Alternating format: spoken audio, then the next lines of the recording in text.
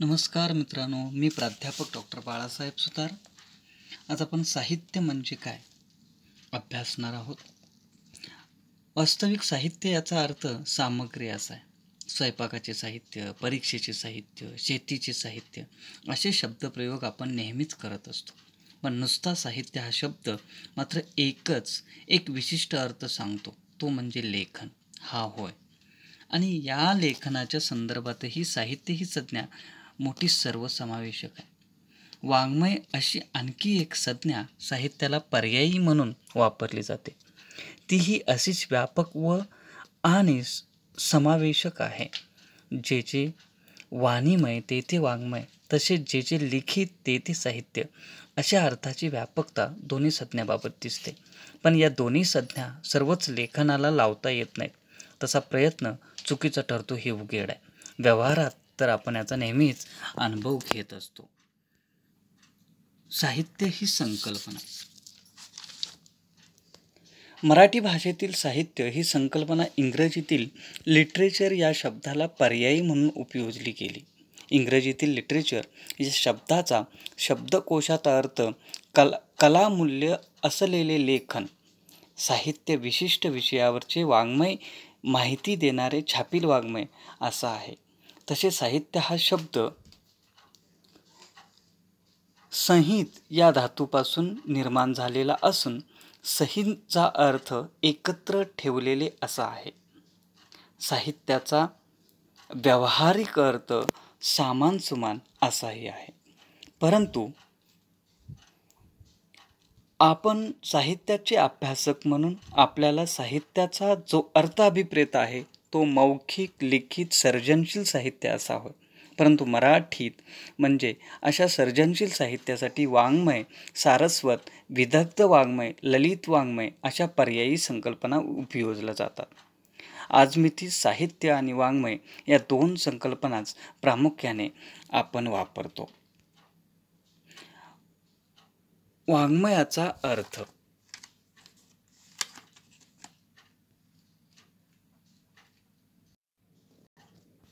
मराठीमध्ये साहित्याशिवाय मोठ्या प्रमाणात प्रचलित असलेली दुसरी संकल्पना म्हणजे वाङ्मय.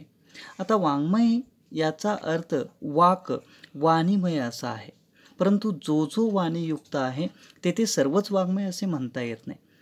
त्याप्रमाणेच जे जे लिहिले जाते त्या लिखित साहित्यालाही साहित्य म्हणता येणार नाही. या संरचनातील अतिव्याप्तीचा दोष टाळून आपण ज्या सर्जनशील साहित्याचा शोध घेतो ते ललित साहित्य होय. काटेकोरपणा निर्माण करण्यासाठी म्हणून साहित्याचा ललित व ललितेतर असा भेद केला जातो.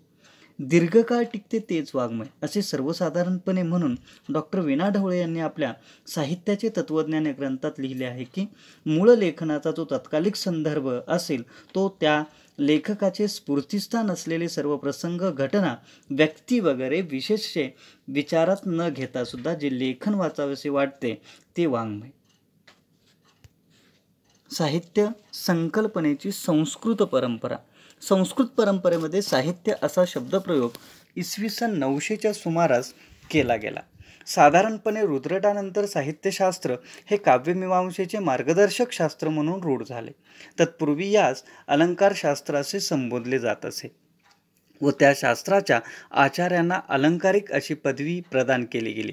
प्राचीन काळात रस, गुण, रीती इत्यादीसाठी व्यापक अर्थाने अलंकार ही संकल्पना उपयोजली गेली की शब्द अर्थालंकार इत्यादी. मर्यादित अर्थाने अलंकार या संकल्पनेशिवाय साहित्य या अर्थाने क्रियाकल्प अशी ही संकल्पना वापरली गेली. क्रियाकल्प याचा अर्थ काव्य करण्याचे नियम असा आहे. इसवी सन 900च्या दरम्यान काव्यमीमांसेचे शास्त्र या अर्थाने साहित्य ही संकल्पना उपयोजली गेली आणि शब्द व अर्थ यांचे परस्परांना अनुरूप असे सौंदर्यशाहित्व म्हणजे साहित्य असे स्थूलमानाने ठरले. साहित्य संकल्पनेची पाश्चात्य परंपरा. पाश्चात्य परंपरेत साहित्याच्या व्याख्या, लक्षणे, सत्वाची चर्चा करून त्याचे स्वरूप स्पष्ट करण्याचा व्यक्तिगत व विविध प्रकारांनी प्रयत्न केला. पाश्चात्य लिटरेचर आणि इमॅजिनेटिव्ह लिटरेचर असा स्पष्ट फरक केलेला दिसतो. अनुकृतीवादी अरिस्टॉटलने साहित्य ही जीवनाची सर्जक अनुकृती मानून ते विश्वात्मकतेची सत्वाची अनुकृती मानले व ते शब्द व भाषेच्या माध्यमातून जीवनाची अनुकृती करते असे म्हटले. तर भावनाविष्कार, आत्माविष्कार संबोधले. भावनाविष्कारवादी वर्ड्सवर्थने केलेली poetry is the spontaneous overflow of powerful feelings ही व्याख्या सर्व प्रसिद्ध आहे. त्याच्या मते काव्य म्हणजे भावनांचा सहजस्फूर्त उत्कट तीव्र उद्रेक होय. साहित्य संकल्पनेची रूपवादी परंपरा. रूपवादी परंपरेत साहित्य आणि काव्याची चर्चा भाषिक आणि रूप किंवा संरचनेच्या अंगाने केली आणि सेंद्रिय एकात्मता, अनेकार्यता, विरोधाभासात्मकता, व्यक्तिनिरपेक्षता, संदर्भता इत्यादी सिद्धांत त्या अनुषंगाने मांडले गेले. पाश्चात्य अभ्यासकांनी सांगितलेले साहित्याचे अंगविशेष. ओरेन क्लेफे यांनी मौखिक भाषा, कथनात्मकता, कल्पितता, संघटना, रूपबंध, व्यक्तिनिष्ठ अभिव्यक्ती, व्यावहारिक प्रयोजनाचा अभाव इत्यादी विशेषांच्या आधारे साहित्य व अन्य लेखनात भेद केलेला आहे. आणि त्यानंतर या समीक्षक द्वयांनी साहित्य कलाकृती म्हणजे अर्थबाहुल्ययुक्त व विविध संबंधयुक्त गुंफणीतून स्तरीकरण झालेली एक जटिल स्वरूपाची संघटना असते असे म्हटलेले आहे. साहित्याला जीवनानुभवाचा आविष्कार करते. जीवनाचा वेगवेगळ्या पद्धतीने अन्वयार्थ लावला जातो. साहित्य मूल्यांच्या संकल्पना असल्याने त्यामध्ये विविधता आढळते. म्हणून W.B. गॅलीने साहित्य ही स्वभावतः वादग्रस्त संकल्पना आहे असं म्हटलेलं आहे. साहित्य ही एक व्यामिश्र व अनेकांगी घटना आहे. म्हणून साहित्याची एकच एक व्याख्या असंभव आहे. म्हणून त्याच्या अंगविशेषाद्वारे केवळ स्वरूप स्पष्ट करता येऊ शकते. मराठी अभ्यासकांनी सांगितलेले साहित्याचे अंगविशेष. मराठी साहित्यामध्ये प्राध्यापक गंगाधर पाटील यांनी साहित्याची 7 अंगे सांगितली आहेत.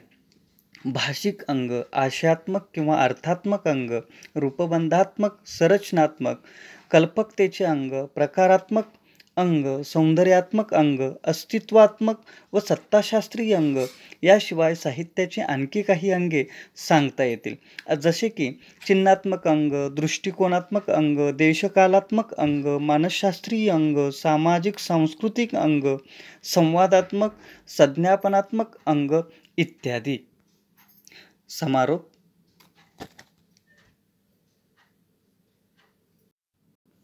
साहित्याचे अभ्यासक म्हणून आपल्याला साहित्याचा जो अर्थ अभिप्रेत आहे तो मौखिक, लिखित, सर्जनशील साहित्य असा होय.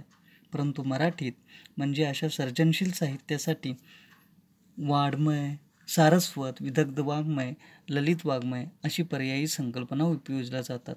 आज मितीत साहित्य आणि वाङ्मय या 2 संकल्पनाच प्रामुख्याने आपण वापरतो. धन्यवाद मित्रांनो.